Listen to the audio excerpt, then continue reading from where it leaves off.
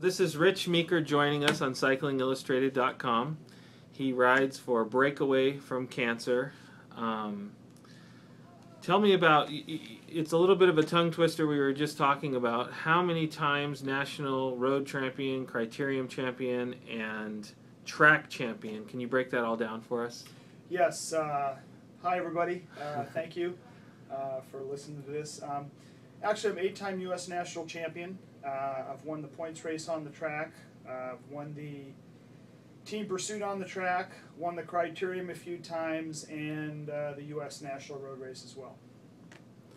That is pretty good. Tell me, you went to World Championships. How did you fare, and are you going to go again? I'm absolutely going to go again.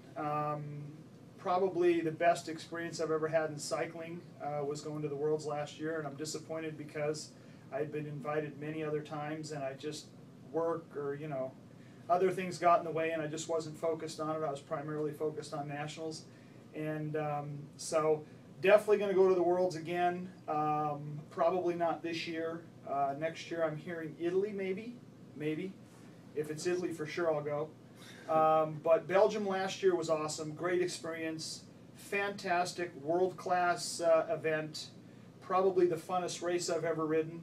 Didn't have too much good luck in that race. I actually crashed 3 times because it was pouring rain and didn't have the right tire set up on, and just a few little technicalities I didn't understand. But it's funny because we all live and learn, even at our age. Yeah, that's great.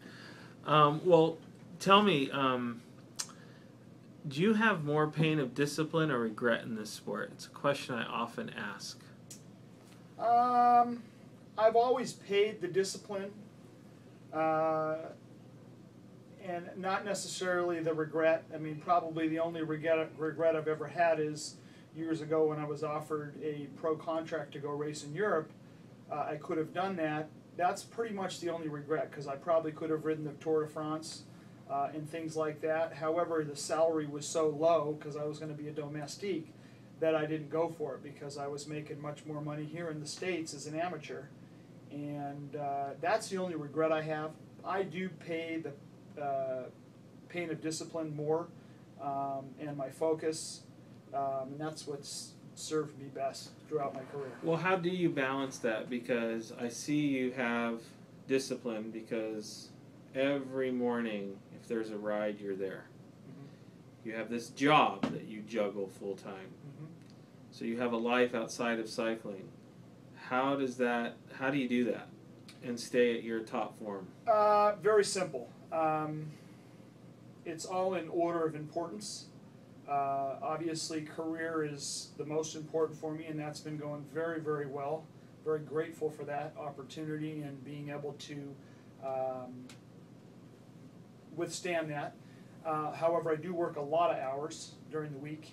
And the good news is the cycling, I've just learned to put that piece as a part of my life.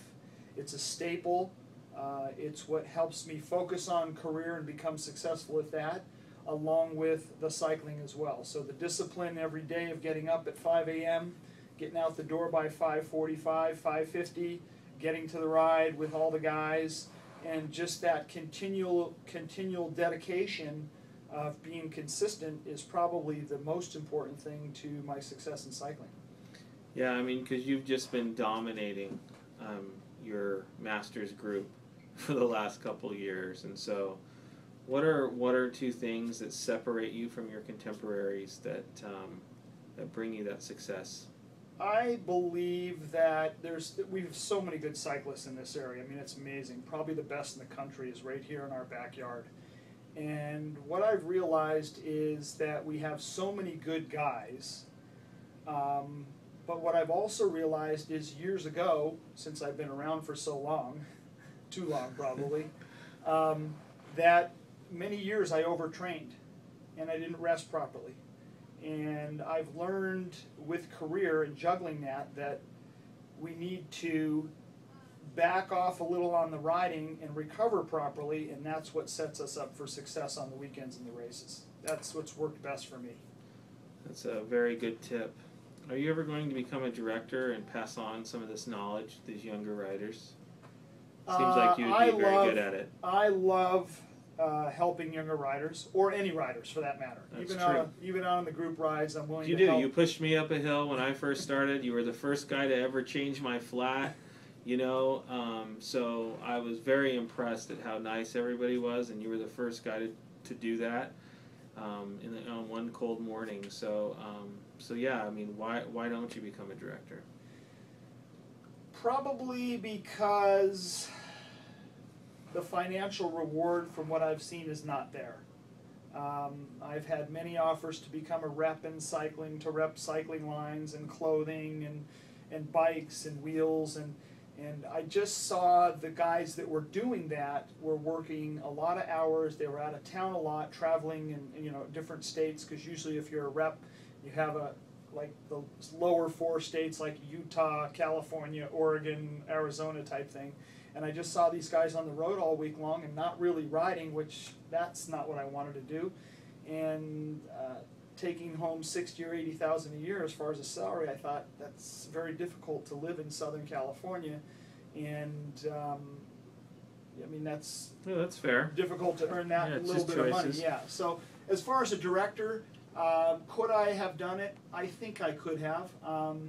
I love passing on information to less riders that are new, or giving them pointers, or helping people just say, hey, from my experience, this is what helped me. And I love helping the riders. I mean, Chris Horner is a guy that I coached for a few years and brought him up through the ranks amongst other guys. And Paul Abrams was a guy who was on a team with me for years, and some really good guys that I learned from as well, because I'm always learning. I'm never the expert. I never want to be the guy that knows it all. I mean, there's been dozens of guys that have pointed out things to me, and I always take that information back and assimilate it down and work it in the best I can. Well, I'm going to switch gears a little bit, because your opinion does matter. What measures do you think the various anti-doping authorities should enact to catch the cheats, and do you think that doping has turned the corner in the peloton? Doping has been around for years. It's something that I've steered clear from. I always thought that if I wasn't good enough to ride or race and win on my own, then I wasn't good enough for the sport. So I've always stayed away from it. It's been staple, not so much in the U.S., but more in Europe. Guys that were going to Europe in the late 80s and 90s, not so much today. It's a completely different sport, because I talk to a lot of the guys in the pro peloton and they pass on information. Is it cleaner? Absolutely it is. Is it 100% clean? It's very close. I'm not sure it is. I mean, this is what I've realized in sport. You're always going to have somebody cheating at some level, no matter what. I mean, whether it's taking caffeine to do something better or faster, there's always, in sport, you're always going to have something. Track and field, swimming, all these guys. Soccer, everybody's looking for that little bit extra 1 or 2% competitive edge. For me, I've steered clear of that, just saying, you know what, if I can't do it on my own, I'm not going to do it. I'd rather go on to do something else, golf, but not necessarily golf, but something that I could. It's definitely turned the corner significantly. But the interesting thing is, when I raced in Europe years ago, it wasn't actually cheating. It was almost like, believe it or not, I mean, weird enough to say, I mean, I saw guys doing it. It always scared me. But what I saw these guys doing, which was interesting, was they would say, like, you Americans, you take vitamins and protein shakes. Well, they call that enhancing. And they, just like doping, they call that enhancing too. So not necessarily enhancing in a bad way, but more for recovery, to help with recovery. If you do a protein shake after the ride, they say that's enhancing. That's, supplementation. That's additional stuff that your body doesn't have. So, I mean, that even guys that were taking certain nutritional supplements had actually tested positive, because some of this stuff was used on machines that have created some of this other stuff, and it got commingled in there, and they've actually tested positive. So it's a very fine line and very interesting. I just chose for me just to stay away from it, and I'm glad I did, because it's obviously served me well as far as longevity. They've got a very good handle on it now, as far as the testing procedures and what they've got in place. But I also do feel there is some loopholes in it that less fortunate guys that may have got tested shouldn't have been. I mean, maybe something that they took, Sure. or something else that shouldn't have been, I have another question for you. How do you, and I've asked several guys this, but how do you keep a guy that's at the end of his career passionate like the first time he was a Cat 4 or 3 or when he became a 1? How do you keep him riding with that same enthusiasm? My belief is more rest and less training. I see a lot of guys in the Masters ranks that are very, very good, probably better than me in a lot of senses, and I just know that they're overtraining. And that's the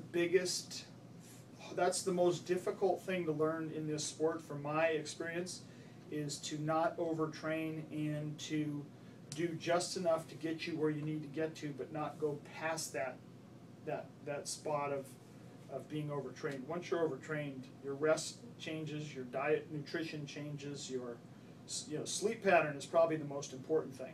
Hopefully the young guys just heard that loud and clear. This is another good question. You're a tactician while you're out there because you are dominating, and I've seen you do it. You kind of orchestrate the choir, which is your team, in these races. Give me your breakdown or your process with 5 laps to go.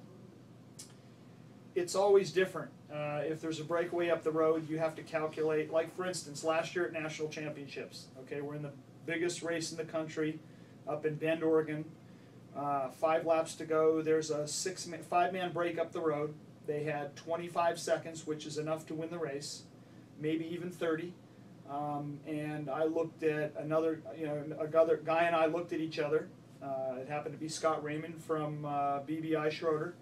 And we looked at each other and said, that race is won up there. And I'm amazed that the guys we had in our field, which was probably close to 125, maybe even 150 guys, there's a group of 5 up the road, 25, 30 seconds, and nobody's doing anything. Everybody's just, we're going fast, because it's nationals, it's not a slow race, it's very difficult. And we're just going, Scotty looked at me and I looked at Scotty and we went, wait a second, the race is up there, it's done. So we've got to get up there. So he did a great job orchestrating. He and I went. There was a few of us that got across, and we got across with about 1.5 to go, and they looked back and they couldn't believe we were there. And then the rest of the field kind of caught on with about a half lap to go, but just us catching on a lap sooner gave us a little chance to just take a quick breather and then right into the sprint, and that was it. Wow. It's amazing. So it is tactical. Yeah. You're absolutely right. It is tactical. It is a gamble. You're a very smart rider, I've seen. I think it's more instinct, just because I've been in so many situations for years. I don't want to say I'm smart. I'd like to think I'm smart, but I think it's more instinct than anything, that figuring out, because it's all risk and reward. Right. If there's a break up the road and we go catch that break, is it going to get caught? Is it not going to get caught? Is it going to stay off the front? I've seen guys, as we all have, win by inches, win by feet, win by bike lengths, and you're right, it is absolutely tactical on figuring out, more calculated, whether it's a risk or calculated reward. That's a good way to look at it. Have you had any setbacks in your career over this long run you've been riding your bike? Yeah. And what's the biggest one? I trained for the '84 Olympic team. I was on the national B team. I was completely overtrained. I got way light. I was probably 138 pounds. I was not sleeping. I was right there. It was called overtrained. I was overtrained. I wasn't sleeping right. I wasn't eating right. And it's a downward spiral. I was 138 pounds, and that's not healthy. And I just completely imploded. That's probably my biggest challenge of what I've had. But I've also had Epstein-Barr once or twice in my career, which is where you're not taking enough B, your stress levels are high, there's not enough iron in your blood because the B works with your iron and all that stuff, and it completely I was just cooked. I mean, the second or third time I won nationals was I had Epstein-Barr 2.5 months out from nationals, and I started taking iron tablets so to get my iron up, and taking B because that helps assimilate the iron and everything works together. And believe it or not, I won nationals that year, which for me was such a huge mountain to climb, right. being where I was 2.5, 3 months earlier to winning the nationals. I mean, it was probably the most emotional I had been in my cycling career, because it was such a huge struggle at that point, just 2.5 months earlier to 2.5 months later to winning nationals. I mean, it was probably the most emotional point in my career. Wow.